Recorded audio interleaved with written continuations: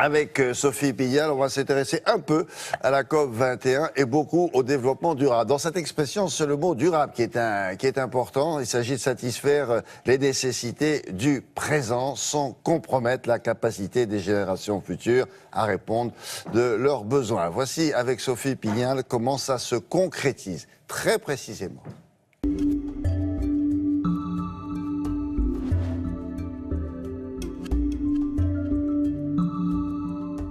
Penser développement durable, c'est penser la croissance non plus comme un objectif à court terme, mais sur le long terme, en prenant en compte le changement climatique, la préservation des ressources naturelles, les risques environnementaux. Le développement durable est donc au centre de nombreuses activités et il représente un potentiel significatif de création d'emplois dans les prochaines années. C'est aussi l'opportunité pour la France de prendre toute sa place dans la concurrence internationale sur ces marchés que représentent les nouvelles technologies dans l'automobile, l'énergie éolienne, hydrolienne, des savoir-faire exportables. Regardons la carte. Toutes les régions sont concernées par ce nouvel axe de développement. On comptabilise actuellement près de 4500 offres d'emploi dans ce secteur. Parmi les entreprises en pleine croissance, Greenflex, une entreprise de conseil qui développe des solutions et des logiciels permettant de réduire l'impact environnemental des entreprises. Elle recherche des pilotes énergie, un tout nouveau métier. De formation ingénieur, ce professionnel identifie les économies d'énergie à réaliser et accompagne ensuite les entreprises clientes pour déployer avec elles les plans de changement. 15 postes sont à pourvoir sur Paris, Lyon, Aix-en-Provence, Nantes, Toulouse, ainsi qu'à l'international sur l'Espagne, le Portugal et l'Italie. Greenflex a choisi d'être présent à Solutions COP 21 le 4 décembre au Grand Palais, dans l'espace consommation et climat.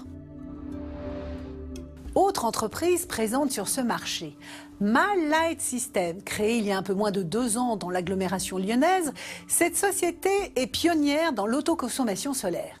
Elle a mis au point une application qui permet de mesurer la production de ses panneaux photovoltaïques et de piloter ensuite sa consommation d'électricité en programmant les différents appareils électriques par exemple. Chacun devient ainsi maître de sa production et de sa consommation. L'entreprise recherche des ingénieurs, informatique, statistique, réseau, électronique, électricité, gestion d'énergie et des technico-commerciaux ainsi que des professionnels de la logistique et des achats.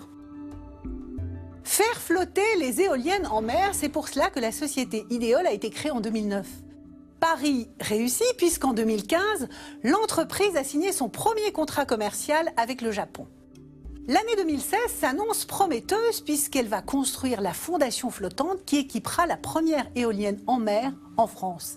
Et pour cela, elle a besoin d'ingénieurs hydrodynamiciens et structures, d'architectes navals, mais aussi de ferrailleurs, de soudeurs, de coffreurs, de grutiers, maçons, conducteurs d'engins, chefs de chantier, manutentionnaires, magasiniers, électriciens et peintres.